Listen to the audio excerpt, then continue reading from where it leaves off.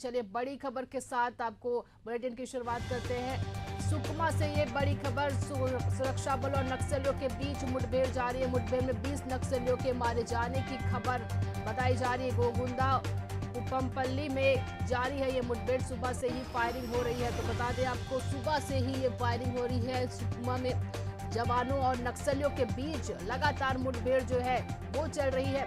और बता दें, मुठभेड़ में अब तक 20 नक्सलियों के मारे जाने की खबर भी बताई जा रही है। गोगुंदा उपमपल्ली में जारी है ये मुठभेड़। चले इस पर ज्यादा जानकारी के साथ ग्राउंड जीरो से गौरव तिवारी हमारे संवाददाता जुड़ गए हैं। गौरव, क्या कुछ अपडेट मिल रहा है? 15 से 20 नक्सलियों के मारे जाने की खबर। जी, गोगुंडा और उम्मापल्ली के जंगलों में नक्सली होने की सूचना पुलिस को मिली थी, जिसके बाद कल रात को डीआरजी और सीआरपीएफ के जवान उस क्षेत्र के लिए रवाना हुए और डीआरजी और सीआरपीएफ के जवानों के वहां पहुंचने के बाद दोनों ओर से फायरिंग हुआ। आज सुबह से मुठभेड़ जारी है, दोनों ओर से गोलीबारी जारी है।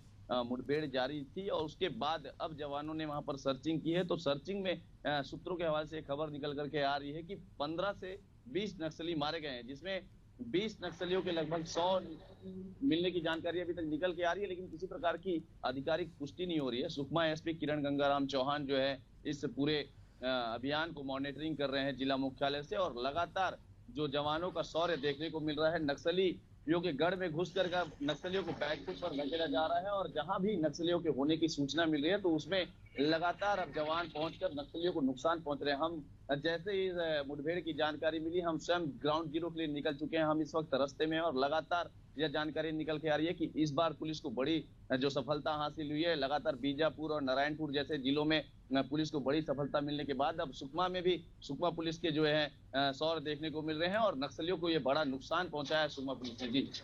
जी गौरव, 25 मार्च को भी जब सुरक्षा बलों और नक्सलियों के बीच मुठभेड़ हुई थी, तब 25 लाख का इनामी नक्सली जो सुधीर था वो मुठभेड़ में पाया गया था। लेकिन क्या अभी ऐसे कोई नक्सली है जिन पर इनामी ये राशि लगाई गई है?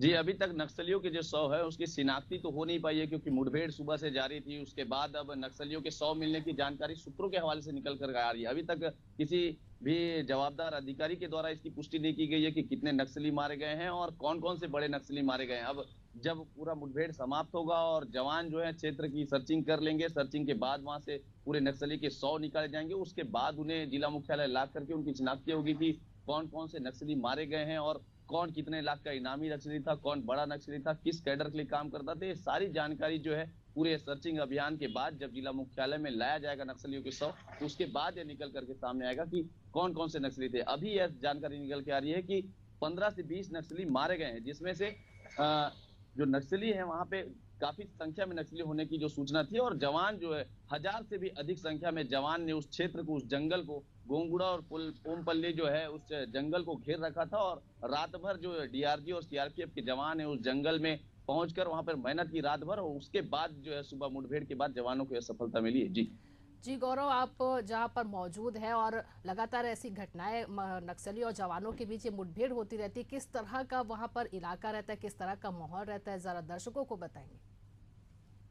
जी, आपको बता दूं कि जो जंगल में जो होते हैं नक्सली नक्सली अपने जो उनका मजबूत पकड़ होता है जंगल, और अधिकतर जंगल के पहाड़ों में नक्सली ने अपना बसेरा बनाया हुआ होता है, क्योंकि उन्हें मालूम है कि अगर ऊपर से जब वहां ऊपर बसे होंगे नक्सली तो जवानों को वहां तक पहुंचने में टाइम लगेगा। लेकिन अब जो है डीआरजी के जो जवान है, जो लोकल फोर्स है यहाँ की, वो भी यहाँ के वातावरण से भली भांति वाकिफ है और लगातार नक्सलियों की जैसी शक्ति है वैसे ही जवानों की भी उनसे ज्यादा पावर होने के बाद अब डीआरजी के जवान जो यहाँ के लोकल है वो वहां तक पहुंच रहे हैं नक्सलियों के गढ़ तक। और सबसे प्रमुख जो चीजें यहाँ से निकल के आती है नक्सलियों को इतना बड़ा नुकसान पहुंचाने के लिए, वो होता है भाषा। क्योंकि डीआरजी के जो जवान है वो यहाँ के लोकल होने के कारण स्थानीय भाषा को अच्छे से जानते हैं, तो स्थानीय भाषा की वजह से वो ग्रामीणों से चर्चा कर लेते हैं और अपनी जो जानकारी निकाल लेते हैं कि कितने संख्या में नक्सली होंगे या फिर कितने नक्सली वहां पर उपस्थित है, किस क्षेत्र में। तो ये स्थानीय भाषा से जो है डीआरजी को जवानों को लाभ मिलता है और साथ ही साथ सीआरपीएफ का जो उन्हें बैकअप मिलता है। इस वजह से फिर वो नक्सलियों को नुकसान पहुंचाते हैं और आपने अब तक देखा होगा कई ऐसे मुठभेड़ है जिसमें नक्सलियों को नुकसान पहुंचाने के डीआरजी और सीआरपीएफ के जवानों ने रात भर मेहनत की, क्योंकि अगर दिन में जवान निकलते हैं उस क्षेत्र के लिए तो फिर नक्सलियों को उसकी सूचना मिल जाएगी कि जवान आ रहे हैं, उनको नुकसान पहुंचा सकते हैं। लेकिन इस प्रकार जब रात भर डीआरजी और सीआरपीएफ के जवान गश्त करते हुए सर्चिंग पर निकलते हैं तो नक्सलियों को इस बात का अंदाजा नहीं होता है कि रात भर के बाद सुबह हमारे साथ मुठभेड़ हो सकती है। तो इस वजह से अब लगातार जो है जवानों को सफलता मिल रही है और नक्सलियों को काफी बड़ा नुकसान हो रहा है। जी बिल्कुल गौरव, आप नजर बनाए रखिएगा, आपसे और अपडेट लेते रहेंगे। बता दें इस तमाम जानकारी के लिए आपका बहुत बहुत धन्यवाद।